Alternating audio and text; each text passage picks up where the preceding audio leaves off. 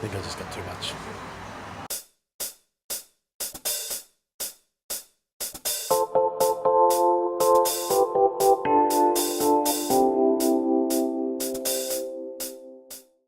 Alright, so this is the water test that I just did for my discus tank.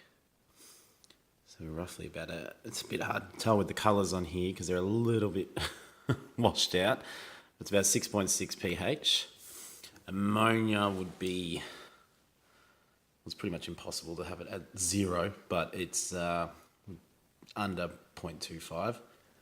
Nitrite, I've recently had an issue with nitrite.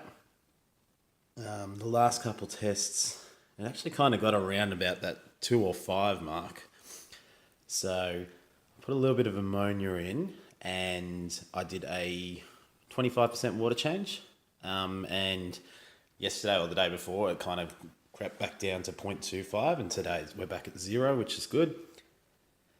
And nitrate is around 5. So the tank temperature is 25 degrees. I'll go and have a look at that now. Alright, today's the day. This is my single discus tank that I decided I'm going to grow out 3 small discus in it.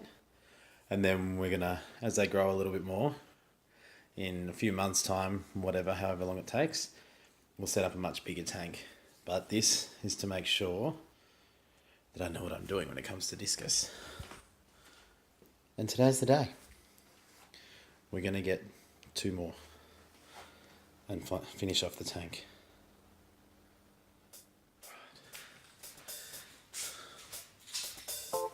The game room.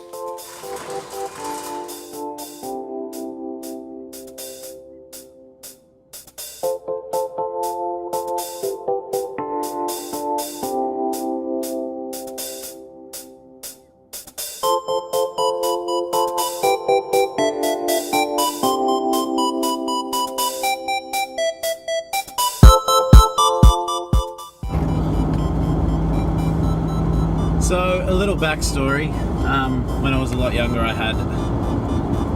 started keeping fish because my dad got me into it, and I had a small 20 litre tank with a bunch of white clouds, and I really enjoyed it. They like to jump out of the tank every now and then, but I kind of just grew from there and ended up breeding some crebensis in a community tank, and fell in love with cichlids after that. And sorry, my camera's just moving a little bit. And then ended up breeding some electric blues. Had a lot of fun. But one day I got 2 discus. Set up the tank, not knowing as much as I know now. I'm definitely not an expert. Definitely. I watch King of DIY himself every second day, and just learn more and more from him and just everyone else on YouTube, like Rachel O'Leary, and that sort of stuff helps me learn. So by no means am I an expert. I'm just going on the journey. I'm having fun with it. Anyway, I had two discus, 2 turquoise discus, little guys. Cost like $100 for both of them, and they lasted 4 weeks. So I was kind of right with the water, and kind of definitely not right in the end. Sorry, a bit bumpy. So recently I decided I'm going to give it a shot again. I set up the tank, the 60 litre tank, and I'm an impatient fish person as well, probably just like everybody else. But I used some of the media from my smaller little Fluval Edge tank to help try and cycle it nice and fast. And I kind of gave it a week or 2, and then I bought a discus. Everything seemed to be fine, and everything's still fine. It's doing really well. But the other week, last week I thought it's time to get another discus. Now, one of the rules I've been told is you can't keep one discus alone because they like to be in a school. But you definitely can't keep two discus because one will pick on the other. So I'm going for 3 discus because eventually I need to upgrade their tank. But this is to make sure that I can look after them, keep them healthy and happy, and then I can replicate that in a larger tank. So last week the nitrites in my tank just went bang. As I can go into a little bit later and show you or actually I think I probably will have already shown you that for the purpose of this video. The nitrites went up, so we couldn't do anything last week when I wanted to. So we went instead, bought a bottle of ammonia, just put a little bit of that in there, put some water crystals and while I was doing a water change, and everything is settled. Everything is basically spot on now. Hence why I'm ready to go and get the other 2 discus, which will pretty much complete the tank. I am not sure, but I really want to have a school of rummy nose. Have the 3 discus and just a small school of rummy nose, maybe like 10 or so, in that tank. It'd be a real pleasure to watch, and then they can go with the discus into the larger tank as well. So let's get there.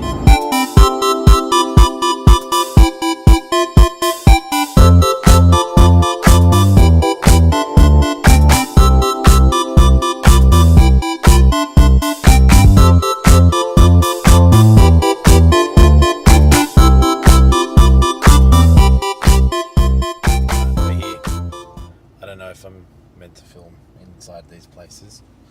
I'll have a look, see if I can show you some of the stuff, and then we'll grab them and we'll get out. Let's go.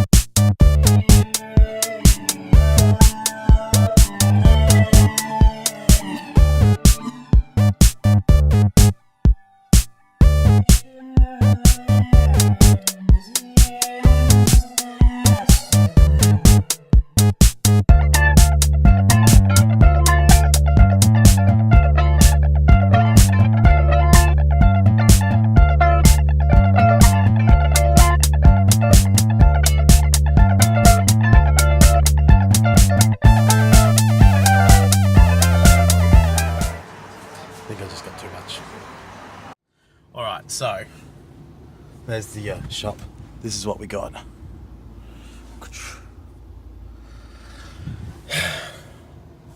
I'll get home so we can unwrap things, and you'll see, we ended up with a bit of a surprise as well. My wife will be happy. Not. Alright. Okay, let's close that. Let's see what we ended up with. That's a big box. I know. 2 discus, yeah, sure. It's a bit bigger than 2 discus, isn't it? Alright. Well, let's have a look in here. So what have we got? Some Java moss. Oh yeah. Java moss. Cool.